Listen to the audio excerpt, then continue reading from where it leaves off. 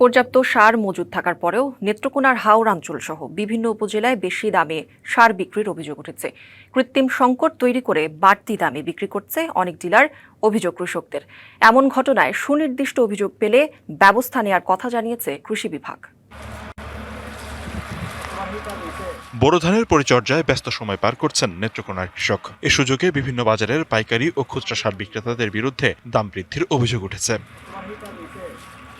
কৃষকদের অভিযোগ, সরকারি নির্ধারিত মূল্য অনুযায়ী সার পাওয়ার কথা থাকলেও ডিলাররা নানা অজুহাতে অতিরিক্ত টাকা নিচ্ছেন। এতে চরম বিপাকে হাওর অঞ্চলের কৃষকরা। জমি করছি আমি 36 কাঠা, সারের দাম 1400 টাকা হয়েছে, আগে আনছিলাম 1300। মানে তো কম দেওয়ার লাগতেছে, জমির ফসল তো ঠিকঠাক মতন হইতেছে না। 1420 টাকা যাইতেছে আর 1200 টাকা যাইতেছে আপনার লাল সার। এদিকে খুচরা পর্যায়ে দাম কিছুটা বেশি থাকলেও সরকার নির্ধারিত মূল্যে সার বিক্রি করা হচ্ছে বলে দাবি ডিলারদের। সার বেশি মূল্যে বিক্রি করার কোনো সুযোগ নাই।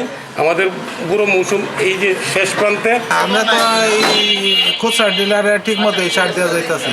অভিযোগের সত্যতা পেলে ব্যবস্থা নেওয়ার আশ্বাস কৃষি কর্মকর্তার। যদি কোনো ধরনের এই ধরনের অনিয়ম পরিলক্ষিত হয় বা ন্যায্য মূল্যে কৃষক সার পাচ্ছে না, এই ধরনের স্পেসিফিক যদি অভিযোগ থাকে এবং আমরা সেটা তদন্ত করে দেখবো এবং এর আওতায় আমরা আইনগত ব্যবস্থা গ্রহণ করব। ন্যায্য মূল্য নিশ্চিতে কার্যকর ব্যবস্থা নেবে কর্তৃপক্ষ, এমনটাই প্রত্যাশা কৃষকের। DBC news desk. নতুন রিন গভীর থেকে পরিষ্কার করে কাপড়কে রাখে নতুনের মতো উজ্জ্বল। নতুন রিন অ্যাডভান্সড পাউডার।